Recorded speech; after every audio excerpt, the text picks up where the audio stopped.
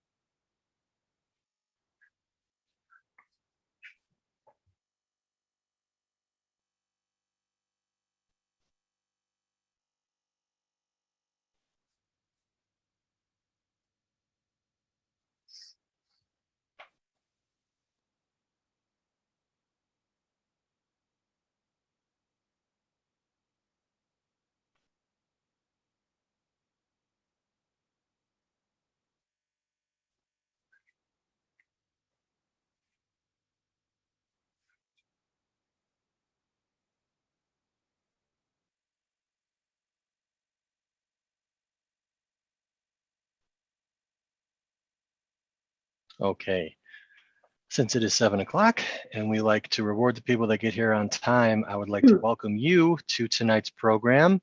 My name is Matt Bender. I am your new adult program coordinator here at the Schaumburg Township District Library. Welcome. Before we get started, just a couple things to get out of the way.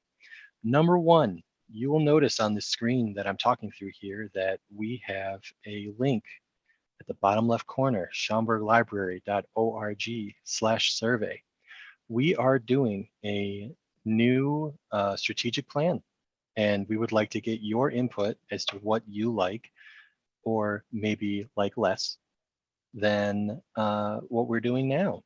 We're taking suggestions. We definitely want your feedback. So please go to schaumburglibrary.org/survey in your web browser bar, type that in, hit enter, and take the survey. It would help us so much. We want to bring you the things that you want. That's what we're here to do. We're your community library. Secondly, for tonight's program, if you have questions for Susan, please put them in the Q&A box as you think of them, and we will get to them at the end of the presentation. This way we know how many questions to ask Susan, and it just really helps to have some things to go right away off the bat. All right, that's it from me. So from here, I am going to turn it over to Susan. Hi, everybody. I am Susan Fox, but really call me Sue. Matt, thanks for having me. Thanks for anyone who has joined us this evening. Just a little bit about the format tonight. I think it'll be pretty simple. I've got a little 4-minute PowerPoint that I'm going to show you, and Matt's going to run it all the way through to the end. And will give you kind of a feeling and a sense of what this book is all about. The slideshow is exclusively photos that Jo took when she was in Afghanistan. And you may be saying about this time, so wait a minute, who's Jo? And why was she in Afghanistan? And what's all this about anyway? Well, thank heaven for subtitles. The story of a nursing school for girls in Afghanistan, the Peace Corps, and life before the Taliban. So the protagonist obviously is a young American volunteer, Joanne, known as Jo. The setting is Baghlan, Afghanistan, the late 60s, early 70s. So back to our agenda. Matt will start the slideshow and play it through without interruption. So again, you can get a feel for what this is about. And then after that, we've agreed that we will go back to the beginning and show each slide individually so that I can tell you a little bit about it and you have a chance to formulate any questions that you may have. Here's my thinking. You would rather look at some photographs than watch me talk for 45 minutes. So Matt, if you want to start, and I would say I would go ahead and stop maybe at the second slide rather than the first one when we go back. So you can go ahead and run it through whenever you're ready. Thank you.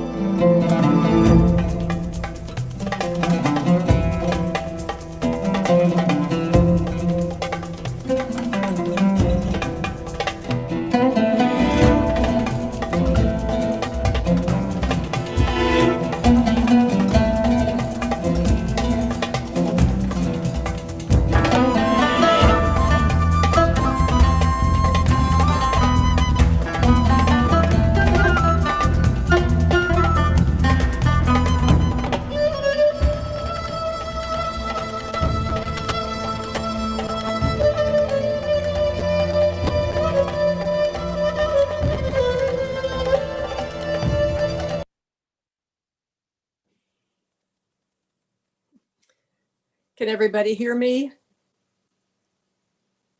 I'm assuming unless I hear anything different, so I'm assuming it'll be okay. So the first slide to talk about, sadly, this is no longer Afghanistan's flag. If you could stop it, Matt, that would be great.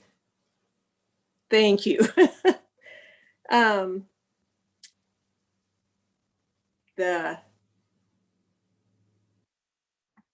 There is no longer the Afghan flag because actually there is no longer an Afghanistan. It's now the Islamic Emirate of Afghanistan, and it's under the white banner of the Taliban. So sadly, this flag is no longer. At one time, the black stood for the troubled history of Afghanistan. The red was for the bloodshed for people fighting for freedom, and the green symbolized hope for the country. And so the next slide then is the one of John F. Kennedy. And he's signing legislation to establish the Peace Corps. This was in 1971. Since then, about 240 Peace Corps volunteers have served in 143 countries around the world. The first volunteer to Afghanistan was in 1962, and the last one left in 1978, which was just before the Soviets invaded in 1979. So they were teachers, nurses. Joe was a nurse, engineers, farmers. There were about 1,600 that served in Afghanistan in total. And one of the questions that I get often at these presentations is the question of whether or not the Peace Corps is still in existence. And yes, it is. At the present time, there's about 7,000 volunteers in 61 countries. So I will move to the map. Afghanistan has been part of our vocabulary for the last 20 years.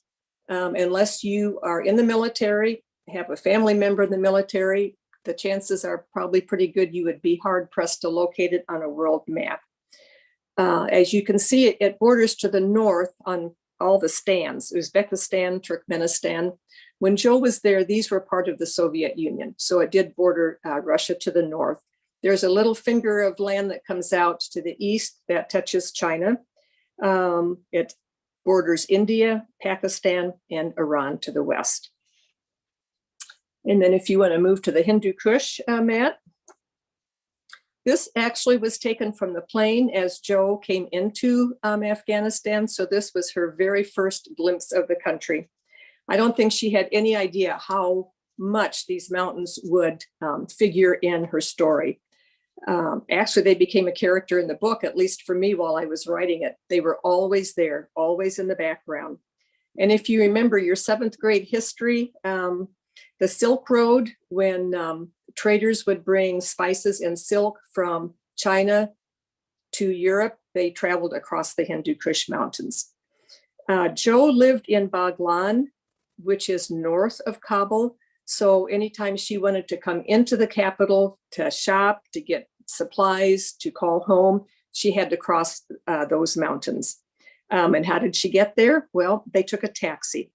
And I describe what it was like in the opening paragraph of chapter 1. Taxi, Joe set her bag in the dust among blades of grass worn thin by countless footsteps. A spindly row of trees cast elongated early morning shadows across the taxi bazaar, but already passengers were queuing up. A driver waved her forward. Kabul? He raised his eyebrows and nodded reflexively, eager for one more fare and a full payload. Zoot zoot schaden. Hurry, hurry, I have one seat left. Joe had done this a dozen times. It was another routine trip, but a reprieve nonetheless. A welcome break from teaching 5.5 days a week. She climbed into the back seat of a sedan, a dusty, Russian-built Volga. 3 Afghans immediately crowded in after her, and she slid all the way across to the far door. 3 more Afghans fit themselves into the front, the one next to the driver wedged tightly against the gearbox. At least there was no one in the trunk. No last-minute traveler had pushed his way through the bazaar, shouting above the noise and confusion to get the driver's attention, wanting to haggle for a reduced fare. Joe had seen it often. Passengers climbing into the shadowy recess, their grins reminiscent of a Cheshire cat as they grabbed hold of a little handle on the inside of the trunk lid and pulled it down. But not today. No one was interested in riding to Kabul in the trunk of a car. The trip was 5 hours at best, and temperatures would be freezing in the high mountain passes. So now this picture is Joe in a wooden cart, and they were called Gaudis, Gaudies. They probably were not very comfortable. They had wooden seats and no padding. You faced backwards, and you can see on this picture, the Gaudi driver was quite pleased to have his picture taken with Joe. You might want to take note of what she was wearing. In the late 1960s, early 70s, women in Afghanistan were beginning to get rid of the burqa, get rid of the traditional dress and dressing in Western clothes, particularly in Kabul. In the rural areas, they still had the burqa, but in the bigger cities, they were making a lot of progress. You can notice in her left hand, it looks like she's got a little purse, a change purse. Most likely she was going to the bazaar to pick up not groceries, but pick up supplies.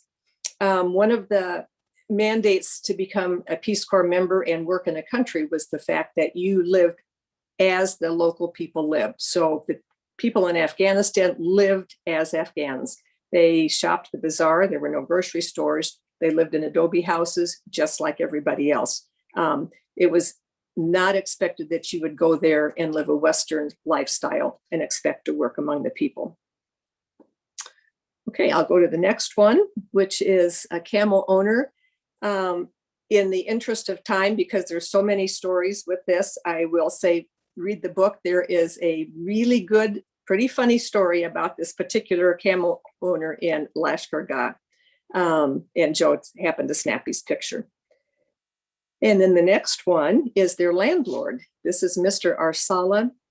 He lived right next to them, and they rented his house. It was one of the few houses in Baghlan that had a well and had electricity. Joe wasn't sure what to think of a man with two wives, but it was common and you got used to it. And one of my favorite things about this particular shot, if you look at the bottom right of the picture, there is a little girl just looking up at Joe like, who are you? What are you doing? Just absolutely mesmerized. So they had kind of a love-hate relationship with Mr. Arsala. He really looked out for their welfare, but he could be kind of patronizing and overbearing at the same time. So, but he was good to the volunteers. I will say they lived in a compound, which meant that they had a stone wall all the way around their property. And Joe thought she was hallucinating at first. She'd see a pair of brown eyes over the wall and then they'd disappear. As it turns out, the two wives were putting anything they could find, bricks, so that they could get high enough and look over the wall and just watch Joe and the other volunteers because they were so fascinated by them. All right, the next frame, I believe, is one of Joe's students. Now, her name is Sedika. They had a dozen students in their nursing school, about a dozen. They lost one to tuberculosis. A few of them dropped out. They were aged 14 to 22. 8 of those girls went on in Kabul. Sedika was kind of quiet. She kind of had not a lot of self-confidence. She never tried to impress anybody. But on the other hand, she was very practical. She had a lot of common sense, but she could not read or write very well. And so she struggled with school. Okay, and then the next one, I believe, is the Friday Blue Mosque in Mazar-e-Sharif. Joe commented several times, the pictures are a little faded. Surprisingly, it's the old black and whites that are the best preserved. But she said the colors were just so vivid and were so beautiful. They were allowed into the antechamber, not into the inner part of the mosque. And she said when they came out on this particular visit, there were Russian MiGs that buzzed the courtyard, which was a foreshadowing of the Russia's invasion. This particular structure was built in 1136, believed to be the burial place of the son-in-law of the Prophet Muhammad. And then the next slide, I believe, is just a couple kids that she snapped in the courtyard. You had to take your shoes off to enter the mosque, so they had their shoes off. She made the comment that, they had so little to play with. And this is years ago. Some may remember this, others probably won't. The old flash cameras had the little square flash that you could use, and then you threw it away. They would find them and play with them. But obvious, it's a little boy and his little sister. So, all right. And then the next one, this will have quite a bit to do with their teaching and how they taught nursing. It is an example of something called transliteration.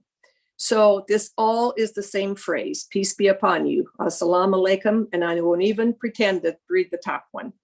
Did I mention that the volunteers had to teach in Farsi? I better say that. Did I mention the students did not speak English? The volunteers taught in Farsi. They had to learn Farsi, and they learned by immersion. As you can see, the top phrase is written in Arabic, so it's using Arabic letters. As you come down to the second line, what the sound of the Arabic letter is written with the corresponding sound of the Roman alphabet. So they had to learn to speak Farsi phonetically. They could not learn by reading a page or reading it. Not only was it the Arabic alphabet, but Farsi is written from right to left. So it was a struggle to learn. Joe's teacher was an Afghan named Tarshi, who came to the United States just to teach the volunteers. And actually, training has its own chapter in this book. But here's a brief description of what immersion must have been like. Over the next 6 weeks, Joe made a conscious mental effort to stay with Tarshi and not let her attention wander, as it so often did. She was a visual learner. She knew that much about herself almost from the day she learned how to read. So she found it difficult learning by ear, by immersion. Nami Shomachist, what is your name? Nami Man Joe asked, my name is Joe. She wanted to stop listening for a while and take a break, use her eyes instead of her ears. But much as she wanted to see the words printed on a page, she also knew that the Arabic sentences would appear as gibberish. So the bottom line, the only way she could read Farsi was if she had a transliterated version. So I'll go to the next one. This is another of her students. Now, if Sedika, the young woman we met earlier, was very serious, Anorgul was the class clown. She was the youngest and she was 14. And she's pictured here with her little brother. A perfect example of Anorgul's personality would be when the girls all took an entrance exam as they started school. So Tarshi informed them, my name means pomegranate flower. I am 14 years old and I graduated from 8th grade. She folded her arms, waiting for the next question. Joe asked her, do you have your 8th grade diploma? Anorgul shook her head. Nay. A birth certificate? Anorgul looked at Joe as if she'd gone crazy. Why do I need a piece of paper to prove I was born? Of course I was born. She held out her arms. I'm right here. See? She turned and smirked to a couple of her friends, and the girls burst into laughter. Joe caught only a couple of Farsi words, but it was enough to get the general idea. Don't the Americans know anything? So I'll go to the next one. And this is an infant girl.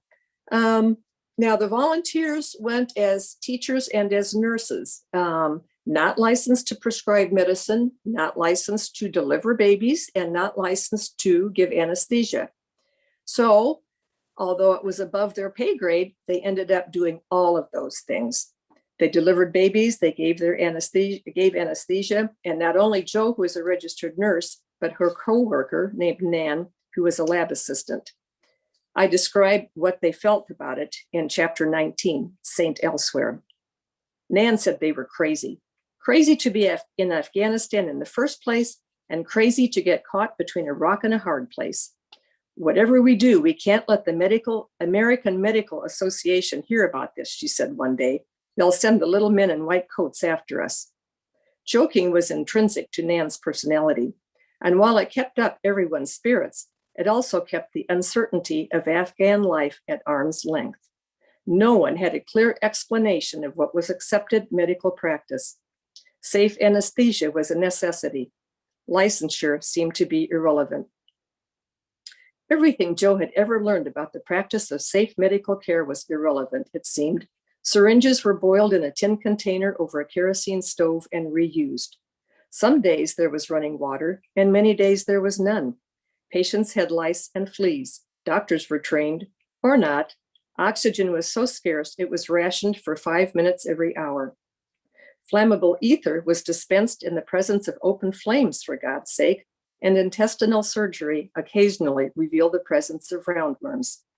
When Jo considered their circumstances, she thought perhaps Nan was right. They simply had to do what they could. They held with protocol. The volunteers could adapt, or they could stand by and become judgmental, rendering them ineffective and useless. Neither was a satisfying solution, and over time, each woman worked within her personal capabilities, within the boundaries of what she was emotionally capable of accepting. As for the rest, well, there was always denial. And then I'll go to the next one, Matt. And this is Kamala. She's pouring tea. Isn't that nice? I would have you take a really close look at her hijab and see what's underneath that. I'm sure most you may or may not see that she's got rollers in her hair under her hijab. Kamala was very self-confident and she was a natural leader. They actually got very close to Kamala and her family. Her leadership skills were shown even at, again, this entrance exam. And again, I describe it in chapter 16, curriculum development. The girls were asked to solve a math story problem. So if a woman goes to the bazaar with 50 Afghanis and buys 2 watermelons for 10 Afghanis each, how much change will she get from the shopkeeper? The question set off a flurry of discussion. Led by a student named Kamala, the girls talked over the price of watermelons in general. They wondered how big the melons were, argued over which shopkeeper had the best ones, and debated whether or not it was a fair price. Once they were all in agreement, they worked out the calculation, compared their answers, and made sure everyone wrote down the same amount. Jo was stunned. Sure, the volunteers had been forewarned about the communal society of Afghanistan. They had been told many times that while Americans prefer to work individually, Afghans are first and foremost part of a community that works together. But until this moment, she had understood it only on an intellectual level. To see the concept play out in front of her exceeded anything she had ever been taught in a classroom. Every activity, including taking a test, was done in cooperation. It wasn't cheating, it was a way of life. And then the next one, Matt, is the Afghan physician. There were no medical schools in Afghanistan at the time. And to be honest, I'm not sure what it is even now. But in the 60s and 70s, there were not. So if a young man wanted to become a physician, they trained in France. So not only did they have to learn medicine, they had to learn the language and then learn medicine. Now, the rural areas that did not have doctors, they pretty much made do with what they had. Anyone with any smattering of any medical knowledge at all kind of declared himself a physician and took up practice. Hence the issue with Nan and Jo and Mary delivering babies. Okay, the next one is the third woman of this trio, and that's Mary. As you can see, she is older. Mary joined the Peace Corps when she was 60 years old. She left grown children and grandchildren to teach the women in Afghanistan. She was a midwife and she felt called to share her knowledge. She was a practical, no-nonsense personality. But here she is with Wahab. Wahab was the head nurse in Baghlan Hospital, which is where they all worked. The nurses in Afghanistan were all male. There were no female nurses at all, which of course created a pretty big issue with the men in the village. I described Wahab and I described his relationship with Mary in chapter 19. Tall and almost painfully thin, Wahab was attentive to his patients and sensitive to their needs. working with an empathy born perhaps from the struggle he had with his own demons. It was common knowledge that Wahab occasionally took morphine from the hospital pharmacy. To everyone's surprise, Mary developed a close relationship with Wahab, teaching and mentoring the young man. The two were often seen deep in conversation, Wahab's head inclined toward Mary and the older woman's starched white cap moving up and down as she spoke. Whether they discussed medicine or his personal affairs, Joe never knew. Okay, and then the next one is Harry. Oh gosh, I'm watching the time. We're into this already. Is the next one Harry? No. What comes after this one, Matt? Can you get to the next slide? There you go.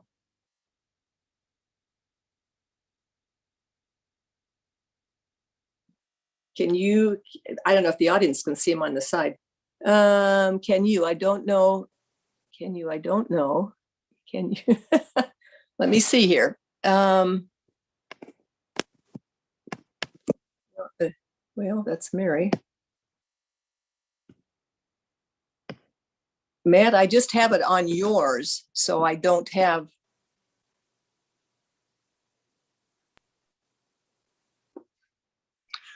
Currently, the photo that's up is Joe and a gentleman on the back of a camel. Yes, but it's not showing on the big screen, at least for me. Oh. If it's showing to everybody else, I'm fine with it. I mean, I know these pictures by heart. Yes, they are. That's perfect. Thank you very much. So Joe is on a camel with Harry. Now, I tracked down a lot of the volunteers. Harry was hard to track down. For one thing, he did pass away. He had passed away by the time I was trying to look for him. But I did finally locate his brother in North Carolina, and I called. Apparently, Harry was a very quiet, unassuming man and said very little about his experiences to his children or his wife even, or his siblings. So it was very gratifying for me to be able to send them the book and for them to see the pictures of Harry that they'd never seen before, hear stories about his experiences that they'd never heard before. So that really was like I said, a kind of a gratifying part about doing this book. And then the next one, Matt, is another one of Kamala, the young girl that we've talked about earlier. This kind of just is another manifestation of her capable personality. I mean, she took to this to school and to the nursing program and actually did very well. And the next one is Kamala's family. This is her brother and her uncles, well, his uncles. They provided music for family gatherings, and the volunteers probably spent more time with Kamala and her family than probably any of the other students. As you may or may not imagine, Kamala's brother was quite a charismatic young man, and Nan was very, very attracted to him. And when he started wearing a white shirt and tie, every time the volunteers came for a visit, it was evident that the attraction was mutual. I described some of Nan's thoughts and feelings in chapter 26, Joe's Girls. Nan felt completely at home, surrounded by a close-knit and trustworthy family. The dynamic was much like her own, fun and informal. She watched Kamala's brother play the diara, a faint sheen of perspiration on his face as he forgot everything around him except the music. His head bent over his instrument, the posture accentuating the wayward strand of hair falling over one eyebrow. He had loosened his tie, leaving his shirt collar open. She could not deny the attraction he held for her or the connection between them. Even Joe teased her after one of their visits. "No wonder you're fascinated with each other," she said. "You two are exactly alike." The melody of the stringed instrument, coupled with the seductive rhythm of the diara, pulled Nan into an even more flirtatious mood, and it was a feeling she did not take for granted. She was an American. She was safe. But it was a dangerous world for Afghan women who could not dream of showing their feelings so openly. She wondered how it would feel to have her freedoms taken away, if she wanted to marry Kamala's brother, for example, but was sold to someone else instead. And what if she did marry him? Would he be a loving husband? Would he take another wife? It was all conjecture, And yet, Nan suddenly felt dizzy, as if she stood on the edge of a precipice, swaying, fighting desperately to keep her balance. In her mind's eye, she dropped to her knees and crawled backward from the ledge, her body trembling, her breath coming in short gasps. The women of Afghanistan had no choice. They were forced to jump, and there was no safety net. So I will go to the next one, which is Nan and Joe. So now if I tell you that Joe was the serious one, introspective, that she took everything to heart, that she could be generous to the point of embarrassment, obstinate, hard-headed, and stubborn, you might pick the person on the right. And if I tell you that Nan was a true extrovert, that she found something funny in the worst situation, was outgoing, laid back, always ready for a party, you might pick the person on the left, and you would be right. They became lifelong friends, and their friendship extends to this very day. Jo was the one who kept a diary every day for 2 years. She sent cassette tapes home to her parents. She took a gazillion photos. I interviewed her extensively for this book, mostly to decipher her diary entries. And I wanted to get the backstory, her inner thoughts. Then I interviewed Nan. Her take of the same stories were so different that sometimes I wondered if they were in the same country at the same time. So to this duo, you can add the personality of Mary, older, wiser, practical. The three women lived together in Baghlan, and Jo once commented that every day was a goddamn adventure. So the next photo is the picture of the house that they lived in. And surprisingly, this is the only picture of their home that survives. It was an adobe house. It did have electricity, which is important for a couple of things, light, obviously, but there was no running water. The women relied on a well for water. So if the electricity went out, the well pump also went out.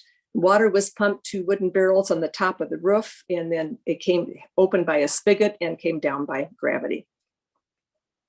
As I mentioned earlier, it was a compound, so it was enclosed with a stone and concrete wall.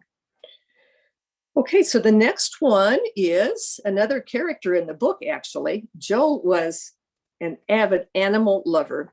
She adopted a puppy and she named him Alex. Now, Alex was a Jewy puppy. I will get to Jewies in a little bit, but they were puppies and dogs that ran wild. In Afghanistan, for the most part, pets, they didn't have pets, and dogs were not fed. They needed the food for people, so they ran wild. But he became part of the family. Jo was very attached to him. And then the next one is Nan with her students, I believe, and you may recognize Sedika, in the front. And the next one is just another shot of Mr. Arsala's wives. And then the next one are the kids playing in a Jewy. Now, Jewies were, they were like canals, a system of waterways that ran parallel to almost every street in Afghanistan. It was sort of misleading when you looked at them because they were pretty. As I wrote, it's a system of water-filled ditches that flanked the streets. The surface of the water shimmering in the heat, inundated every spring with melting snow from the Hindu Kush and narrowing to little rivulets in the countryside with the pleasant sound of gurgling, rushing water. Jewies were nonetheless convenient receptacles for waste and garbage comparable to open sewers. And then I put in my footnote that animals drink from the Jewies, farmers use them as irrigation, kids pee into them, and Afghans water flowers and gardens with Jewy water. On occasion, Peace Corps workers fell into them. Okay, the next one is Dr. Ali, and he was head of Baghlan Hospital, and he's got almost an entire chapter devoted to him as well. The following one is another one of Kamala with the ambulance driver. And then after that, there's a picture of an Afghan woman making naan, which is the bread that Afghans eat. It's recently you do see naan here in the grocery stores, which strikes me as really strange, but it has become part of our cuisine as well. How do you make naan in Afghanistan? You dig a hole in the ground, you smooth the edges of the hole, you pat them smooth. They're used over and over again. So eventually the inner circle of the pit that you've dug becomes hard and kind of glazed. You start a fire at the bottom, and when the fire dies down, you press the nan do along the sides and peel it off then when it's done. So then the next one is another one of Jo and her students. And the next one, the governor of Baghlan province got white material for Jo, and so she was able to make them nursing uniforms. And then the last one then is just a picture of the cover of the book. I will say a lot of times when I give presentations, some people are really interested in the content of the book itself. Others are more interested in the writing process. And so questions come from either one. And I would say I would welcome questions from either direction, any ones that you want. Whether or not we get into the writing process, I only have one thing to say to any aspiring writers out there, and that is get into a writing group. Do not write in isolation. You really need people to look at it. I was mentioning to Matt earlier, I live in a small rural community about 60 miles south of Chicago. If I could find a writing group, you can find a writing group. I will, full disclosure, I did have to drive into Chicago for this particular group. I was the oldest one there. Most of them were young adults. They could not have been nicer to me. And I will say what you want to find is a group of people who are going to be very honest with you, you don't want a group of people that are all going to say, oh, this is wonderful, wonderful. And you're not going to want a group that's negative with everything either. I was very fortunate to find a group that was just, we were very collegial, got along together very well. We would take turns submitting our work. We would all read it at home, and then we would come together and discuss, what we had written. It was taken for granted that grammar would be correct, syntax would be correct. The only thing they were looking for would be things like point of view, awkward construction, the substantial deep editing that you would be looking for in a group. I think I've mentioned I was the oldest one there, so there were some kind of funny things that came out of it. I was more naive than I thought. We started to use acronyms for what we wanted to say. AWK was awkward construction. Yes, it's grammatically correct, but it just didn't flow. POV, you've slipped out a point of view. If I would be writing about Mary all of a sudden, I'd be in her point of view, and that's not the best thing to do. And so I got my paper back from one of the guys in my group and the usual marks on it. And then he had a big red circle around a paragraph, and on the in the margins, he had put WTF. And I'm like, yeah, I get it. What the heck was I doing with this? So I'm going to bring these comments to a close so that you've got time to ask questions. I will say it's impossible to talk about Afghanistan without thinking of the last couple of weeks, of what the people in this country have endured, not just these past few weeks, but for the past 50 years.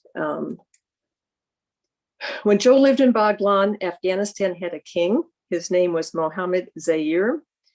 Afghanistan was a member of the United Nations, believe it or not. They were making progress toward becoming a modern nation.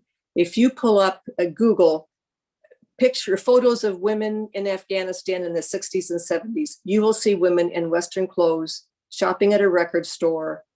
It was a different country. And you say, well, what happened? Women had the right to vote. They could work outside the home. And then the Soviet Union invaded in 1979. I have researched this and researched it. I have yet to come up with a really good reason why Afghanistan invaded. As we mentioned, the Stans were part of Russia already. Whether they wanted to extend their power down to Afghanistan, I don't know. I've been hard pressed to find a satisfactory answer. I will say this: they invaded Christmas Eve, 1979. The war lasted for 10 years. And when the Russians finally withdrew, Afghanistan was in ruins. Some of the estimates are between 500,000 and 1 million Afghans were left dead. 15,000 Soviet troops were left dead. So when they withdrew in 1989, there was no central government left either. There was nothing. And what fills up in a power vacuum? A struggle for power. And so Afghanistan fell into a civil war. It was inevitable. More deaths, more destruction. So when the Taliban emerged in Kandahar in 1994, the Afghans were desperate to have civil society restored. And the Taliban promised law and order. But the Afghans paid a huge price for that. Their idea of law and order, of course, as you know, is Sharia law, and women's rights became a thing of the past. Then in 2011, the US launched Operation Enduring Freedom with airstrikes against the Taliban and Al-Qaeda targets in Afghanistan. So altogether, you had 10 years of war with Russia, followed by a civil war, followed by the US intervention. The Afghans have endured over 30 years of constant conflict. I mean, for me, it's beyond sad. If you're interested in more of that type of thing, I put a blog post on my website, The Taliban in Afghanistan, Lessons Ignored. And my website is just www.littlewomenofbaghlan.com.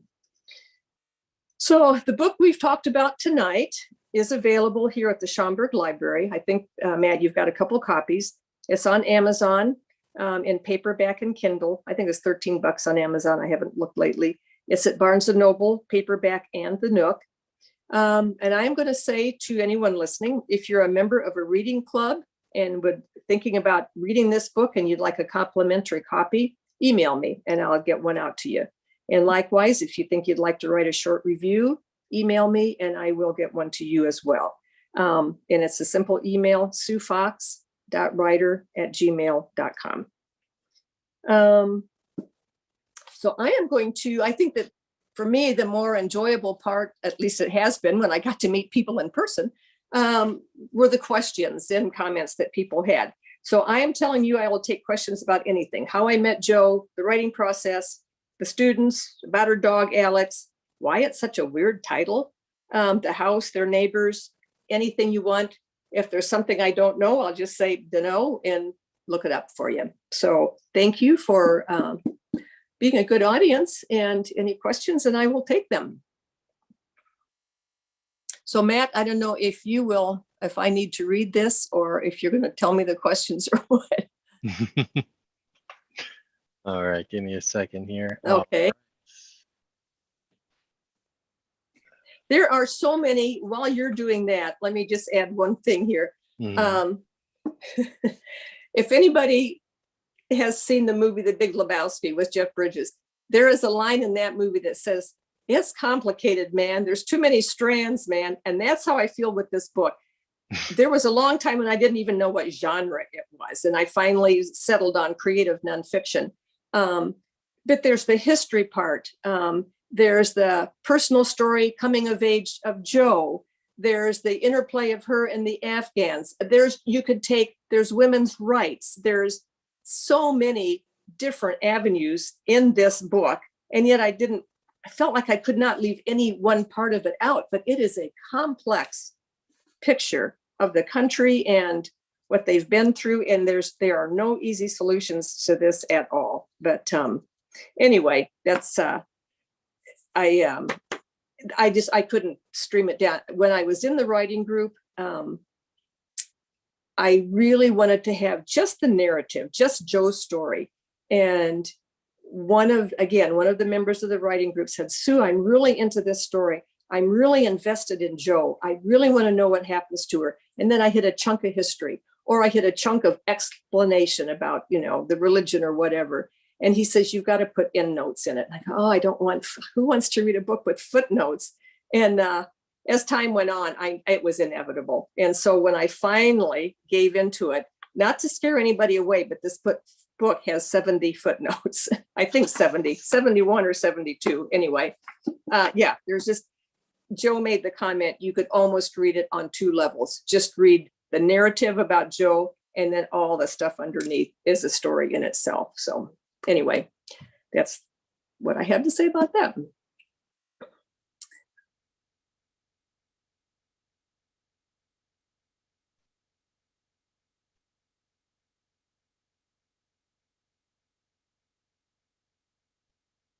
Okay, so if nobody has any questions, I can still talk. think there are questions. Do you mind clicking on the chat box on your Clicking on chat box. You're going to ask me to do something really hard here. Now, where's my chat box? there should be either top or the bottom of your screen, there should be a bubble. Looks like a speech bubble. I do not see a speech bubble. Oh, wait a second. Oh, let's see here. No, I have mute participants, blah, blah, blah, blah, blah. But I do not have a speech button. It should say chat underneath. I would do it myself. Unfortunately, I'm having some technical difficulties on my end. So okay, well, sorry. I'm gonna ask you to step in here, Sue. Apologize. Oh, that's okay. We'll get through it. Question and answer, maybe? Oh, can the slides advance? No, we're not seeing the slides. It's not what I want. Or is that what I want? Steve. There's a Stephen on there, but okay, mute, stop video, share content, participants, more. Let me see what more gives me. Chat, here we go. All right. When in doubt, do a drop down. Photos are not changing. We can't see the photo. Oh no, really? Oh, no. Those were all the questions. So more. Raise hand. Let me see here. Download audio.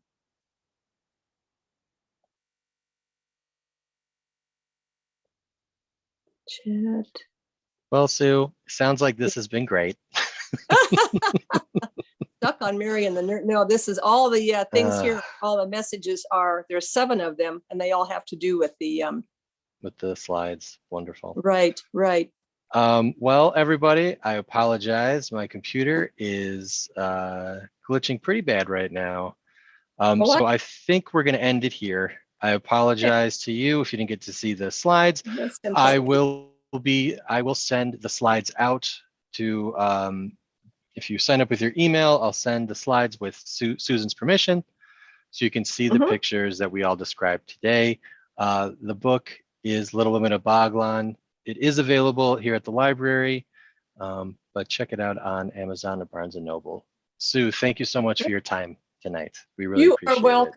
This is a, this book, I don't say this is a lighthearted book. That was the other thing.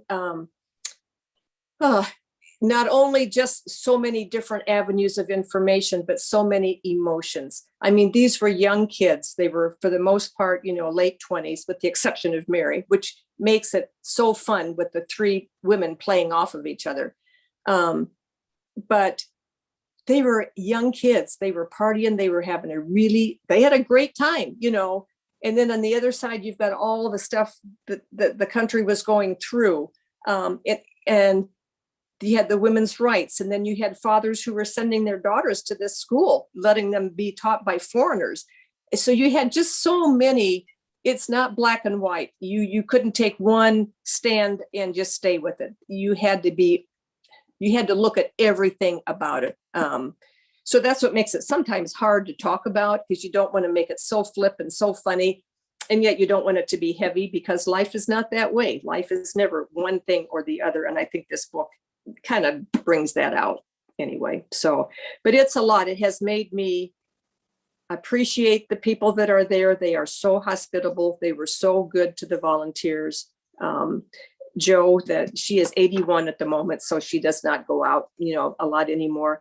When all this happened in Afghanistan, she was devastated, and it's probably a fact that all of her girls are gone at this point, and it's a shame. No matter what you think about it, it's just a shame that they've gone through all this. So anyway, so thank you for your attention. I hope if you read it, I hope you enjoy it. And again, book members, email me. I'll send you a copy. Reviewers, email me. I'll send you a copy. I have books that, since I'm not giving presentations in person, I got a box of books here looking for a home. So everyone take care, be safe, and thank you for having me. Thank you, Sue. Thank you at home. We really appreciate it. Have a great night. See you next time. Bye-bye.